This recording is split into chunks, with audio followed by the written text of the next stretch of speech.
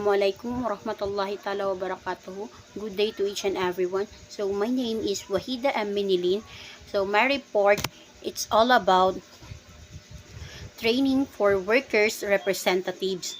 So because of their leading status in the enterprise and the ability this gives them to persuade their fellow workers to adhere to important principles and to preventive and protective measures.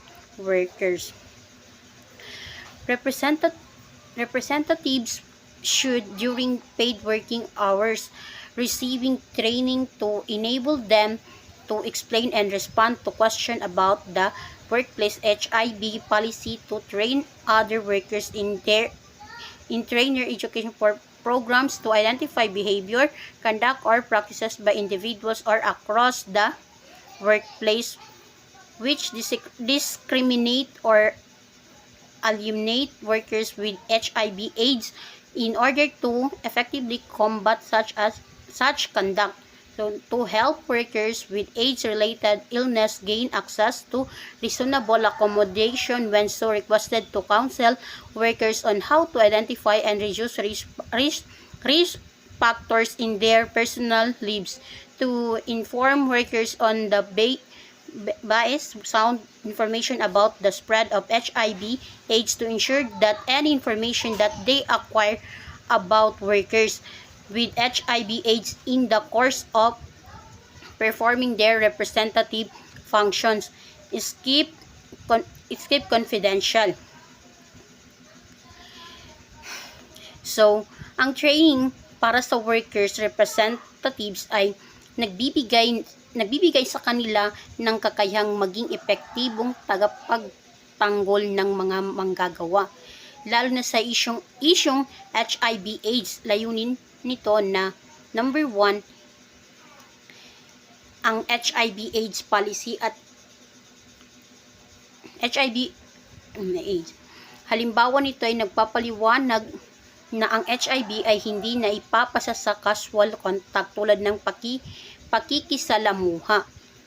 So, magsasagawa ng training para turuan ang ibang manggagawa. Halimbawa, pag-organisa sa seminar sa workplace safety at health awareness.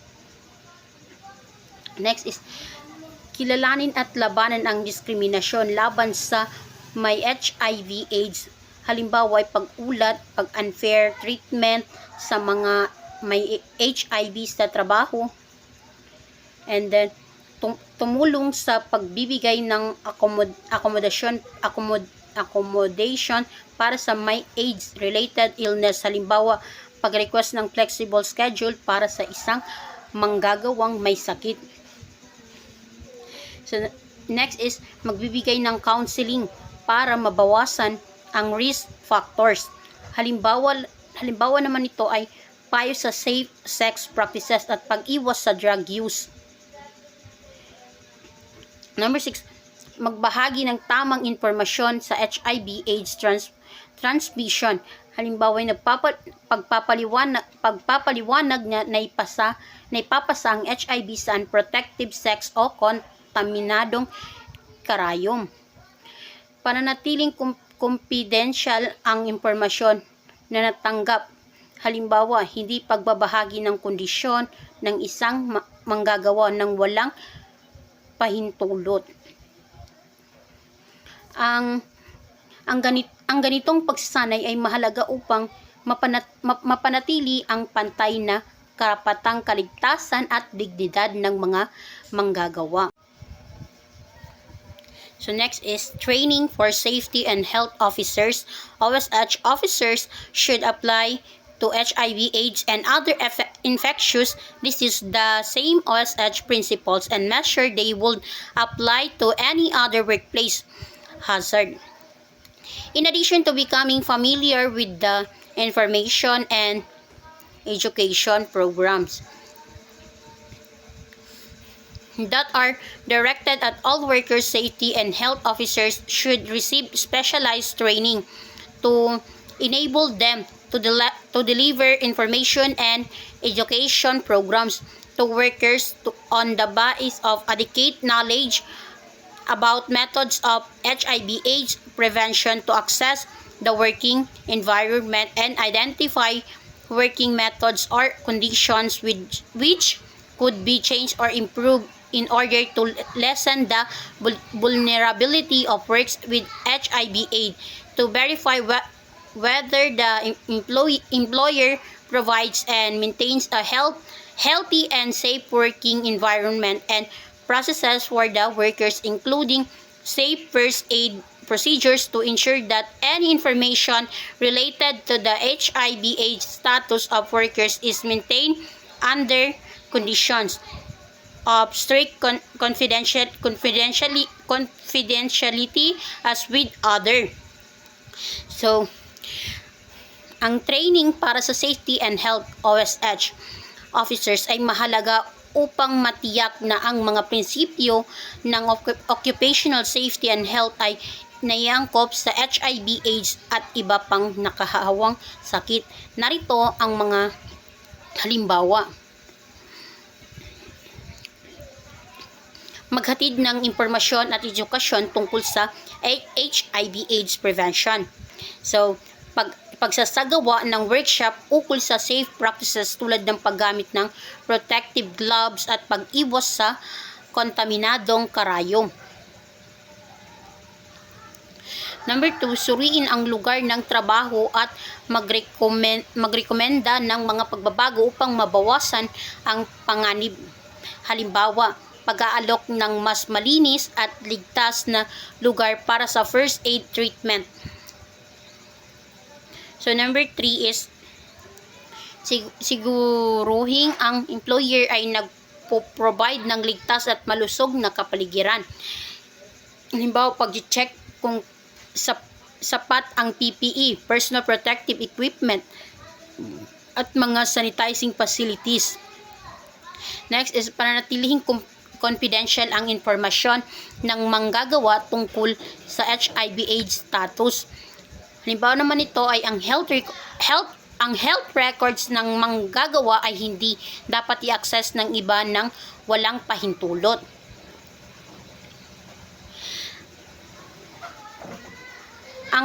Ang ganitong pagsasanay ay tumutulong sa OSH officers na protektahan ang kalusugan, dignidad at kapakanan ng mga manggagawa.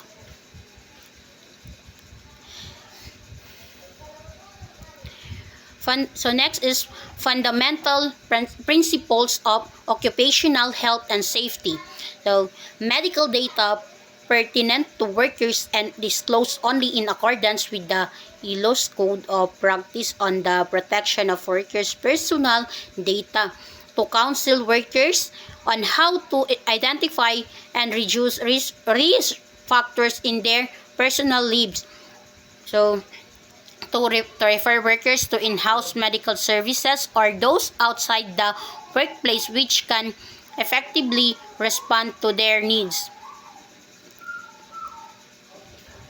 So, ang mga pangunahing prinsipyo ng occupational health and safety OSH ay nakatuon sa protection ng kalusugan, kaligtasan at karapatan ng mga manggagawa, particular sa kanilang personal na datos at kalusugan. So, protection ng medical na datos ng manggagawa. Ayon sa ILO, ang personal na medical na datos ng mga manggagawa ay dapat confidential at ibinubunyag lamang ayon sa tamang regulation. So, halimbawa naman ito po ay ang HIV/AIDS status ng manggagawa ay hindi dapat ibahagi ng walang mahintulot. Pagtuturo sa paggawa ng mas ligtas na desisyon sa personal na buhay. Ang OSH officers ay dapat tumulong sa mga manggagawa na maunawaan ang mga risk factors at paano ito maiiwasan. Halimbawa, payo sa ligtas na paraan ng transportasyon o lifestyle changes para maiwasan ang aksidente o sakit.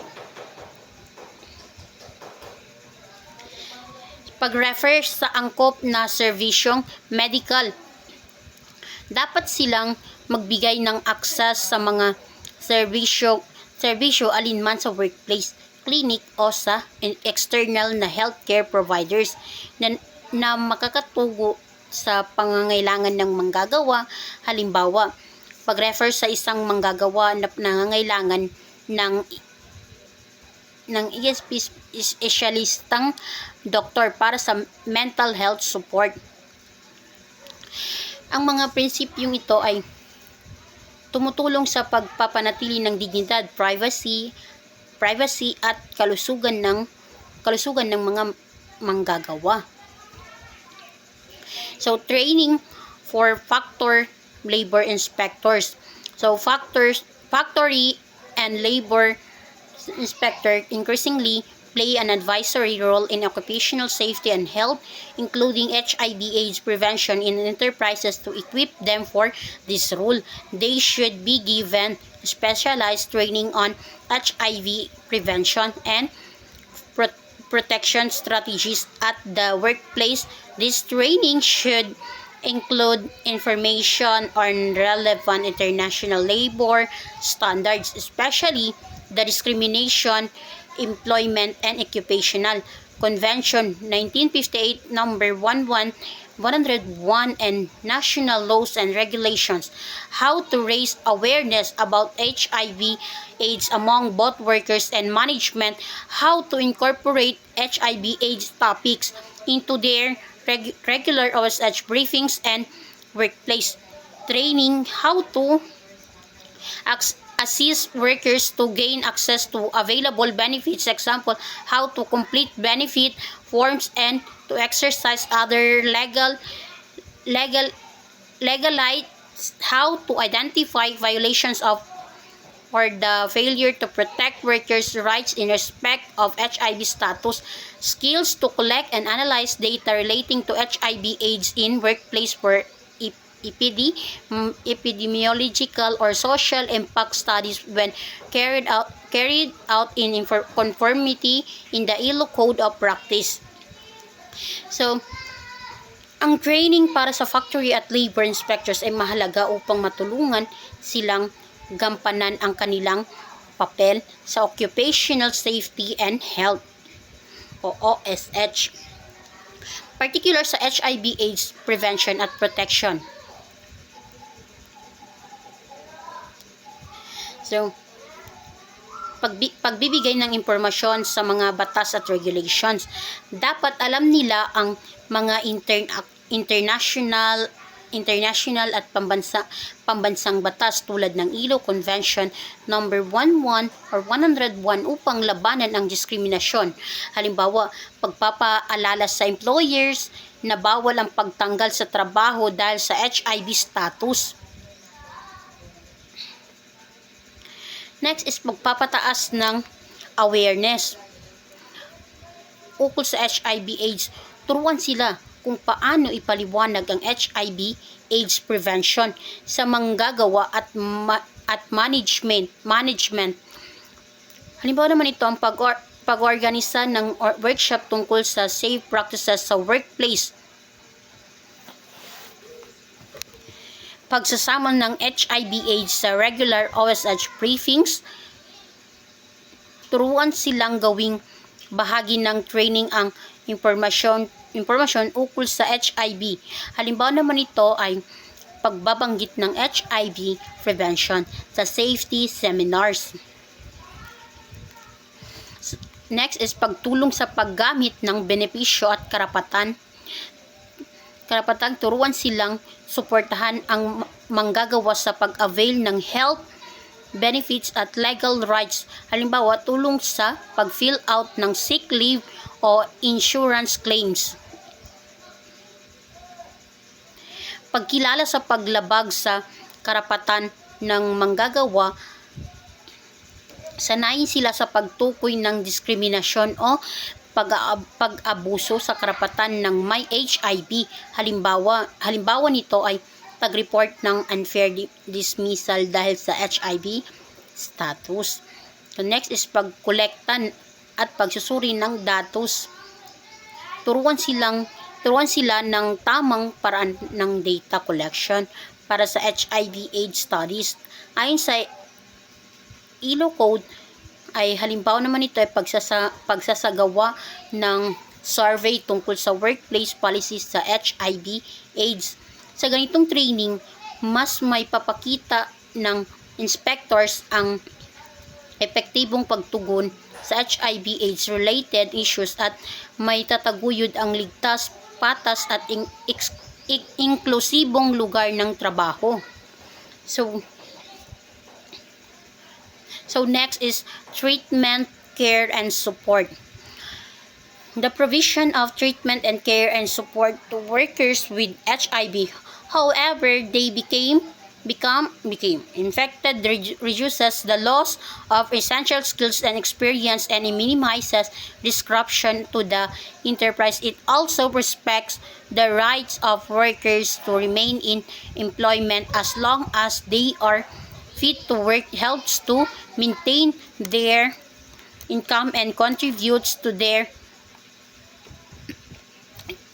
general well-being. To the extent possible, employers should establish comprehensive treatment, care, and support programs that combine specific provisions for workers who are ill or have an ill family member with general provision as part of a social protection package available to all workers. Key elements of such a program are identified and described below. Ang pagbibigay ng treatment, care at support sa mga manggagawang may HIV ay mahalaga para sa kanilang dignidad, kalusugan at produktibidad habang nakakatulong din sa katatagan ng enterprise. Narito ang mga halimbawa: pagpapagawa ng panganib ng kawalan ng kasanayan at karanasan. Ang suporta ay tumutulong upang mapanatili ang mahalagang kaalaman at kakayahan ng manggagawa.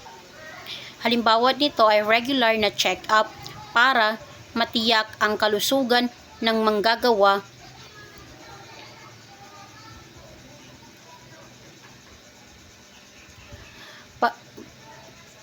pagrespeto sa karapatan ng manggagawa.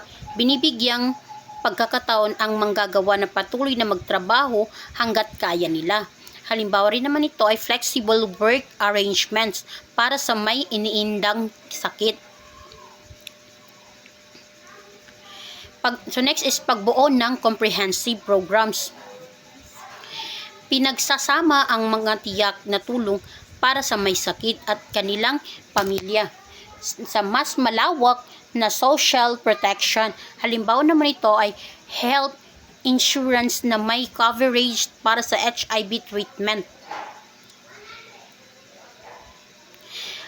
Pangangalaga sa kita at kabutihan, tumutulong ang patuloy na trabaho sa financial na seguridad at emotional na kalagayan ng manggagawa. Halimbawa naman ito ay paid sick leave para sa mga araw ng gamutan. Sa ganitong programa, napapanatili ang trabaho ng manggagawa, ang kanilang kapakanan at ang maayos na operasyon ng negosyo.